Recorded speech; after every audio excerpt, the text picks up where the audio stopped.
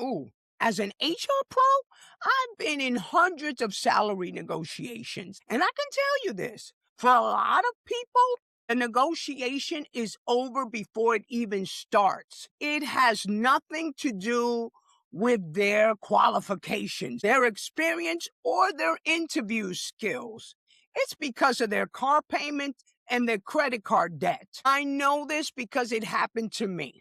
So let me tell you how debt is secretly costing you thousands, and maybe more importantly, the professional respect you've earned. Let's be real. We live in a world that practically runs on debt. It's normal, right?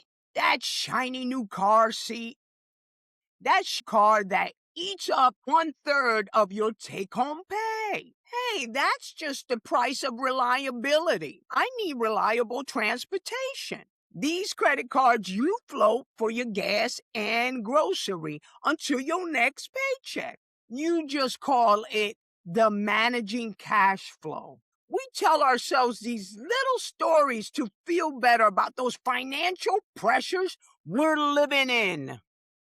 You land a good job. You start making decent money. And what happens? You immediately upgrade your lifestyle to match or even outpace your new income. You get that cooler apartment, that daily $7 coffee. You go for the weekend getaway, but you build yourself a prison with invisible bars. You're chained to your job, not by passion or loyalty, but by the stack of bills that show up like clockwork every single month. This isn't just a personal finance problem, it's a career catastrophe in the making. Those monthly payments, that constant low-level hum of financial stress. You know what? I call them the golden handcuffs. They may look nice and shiny, but they're silently strangling your professional life from the inside out. When I was younger, I scored an interview for a massive career leap. The job was perfect, guys. The company was a dream company. But my finances were in a dumpster fire. I had a ridiculous car loan and a credit card balance that frankly was embarrassing. I walked into that salary negotiation, not with confidence, but with pure desperation. I needed the job. I needed the job not for the opportunity, but just to make minimum payments. And they could smell it from a mile away. Now that I'm on the other side of the table, I see it all the time. Desperation has a tell. It's in the way someone agrees just a little too quickly. It's in the hesitation in the voice when they should be asking for what they're worth. When you are financially fragile, you give up the most powerful tool in any negotiation, the ability to walk away. Let's do some fear math. Say you're offered a salary and you know in your gut you're worth at least $7,000 a year, but your $700 car payment and your $400 credit card bills are due next week. The fear of them pulling the offer makes you flinch. You take the deal on the spot. That single moment of fear just cost you $7,000 a year. And over the next 5 years, that's $35K. And that's not even counting the smaller raises you'll get because you started at that lower base salary. But it's so much more than money. It's about respect. When an employer sees a candidate that is calmly and confidently negotiating, they see a higher value asset. It tells them, you know your worth. On the flip side, someone who seems desperate can unconsciously be flagged because they're less confident and they feel a little less capable. It's a bias, but it's a real one. Worst of all, debt keeps you stuck.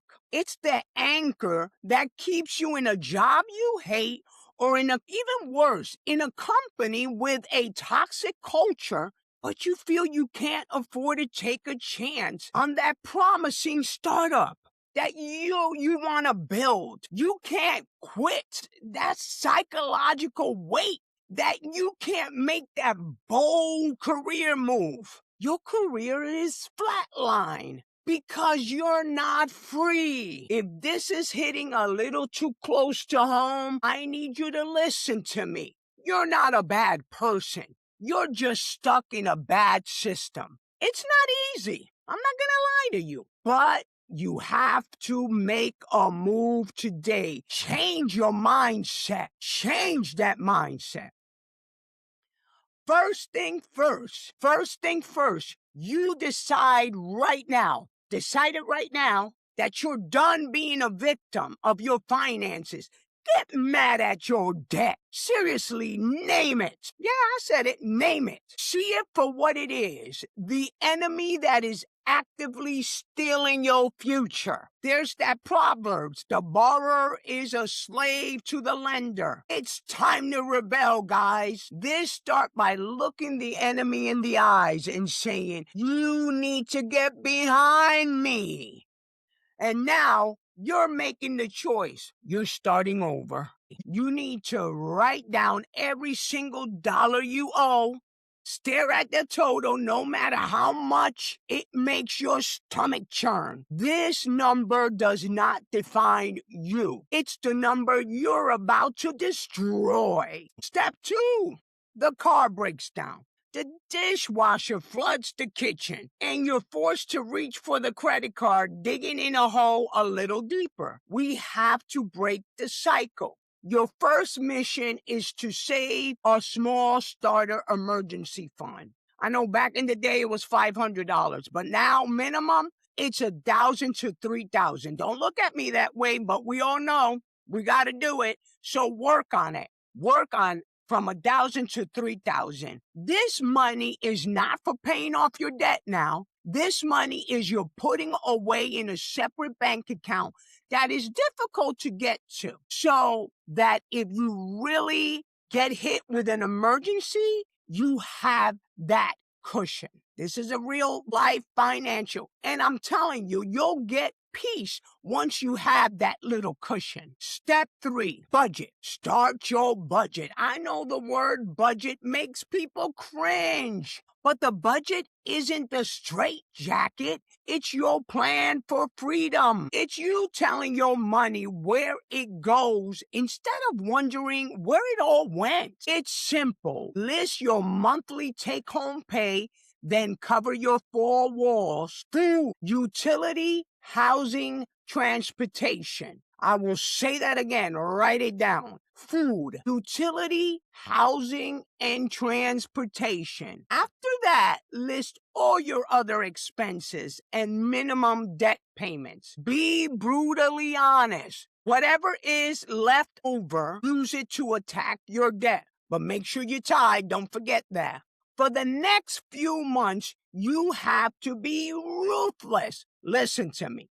Cancel your subscription. Don't you roll your eyes at me. Cancel that subscription that you're not even using. Become a pro at cooking. Hey, all my Puerto Rican people out there, y'all know what we're talking about. Rice and beans and some chicken or some pork chop or some steak. Bistec con cebolla. Ooh, that's some good stuff. And let me tell you, plan, pack, freeze it, leftovers, brown bag to work. Don't get mad at me. And we all have it. Delete that Amazon app that makes it so easy for us to order at a whim. Just, look at that pretty. Stop it with that. Let me tell you, and this is not going to be forever. It's going to be to help you get out of your debt. But every dollar you save is another soldier in the army. By the way, if this is starting to click for you, do me a favor. You know that button you see right there? Hit that like button and share it too. If you hit that like button, that helps me a lot. It gets out there and helps other people that may be feeling stuck as well. Here's step 4, guys. The debt snowball versus the debt avalanche. Okay, it's time to get on the offense. These two methods destroy debt. First one, debt snowball. With this one, you list the debts from the smallest balance to the largest, and you ignore the interest rate. Make minimum payment on everything, but you throw every extra penny you have at that smallest debt. Once it's gone, you move on to the next, and so forth and so on. The next smallest debt, and that's where the power of psychology kicks in also, because now you paid one off and now you feel like, I see the momentum, and this is good because it keeps you going. Now, second is the debt avalanche. Here, you list your debt by the highest interest rate. You still make minimum payments on everything, but you focus the firepower on the debt with the highest interest rate. Mathematically, this is the method that will save you the most money in interest over time. Which one will you choose? It honestly depends on you. If you need that quick fix or that quick win to stay fired up, use the debt snowball. If you're more a numbers person who wants the more efficient path, choose the debt avalanche. The best plan is the one you eventually stick with. The key is to focus every spare dollar on your debt until your debt is history. I want you to do something for me. Close your eyes and imagine a different future. A future where you walk into a salary negotiation. And when they give you that offer, you can genuinely smile and say, thank you. I appreciate the offer. Based on my research and the value I bring to this team, I was looking for a number closer to X. And now you can say that with a calm, quiet confidence, because you don't need their job to survive. You have other options. Imagine getting a passive-aggressive email from your toxic boss and having the freedom to just start looking for another job without that wave of panic of how you're going to pay your bills. Imagine having that financial runway to take 6 months off to finally start your own business or to pivot into an industry that you actually care about. It may pay you a little less at first, but you love it. This is not a fairy tale. This is the reality of being debt-free gives you. It's the ultimate unfair advantage that it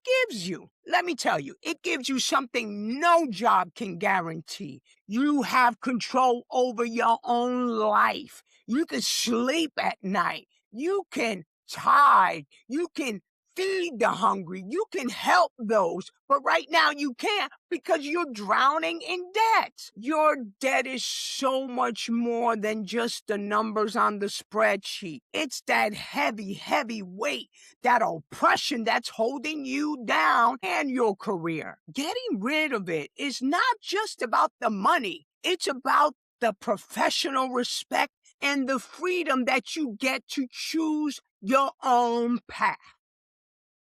The journey starts today with one decision, followed by one plan, the mindset shift to see the debt as your enemy, the starter emergency fund, build your defense, the budget to forge your weapon, and the focus to attack with either the snowball or the avalanche to finally win the war.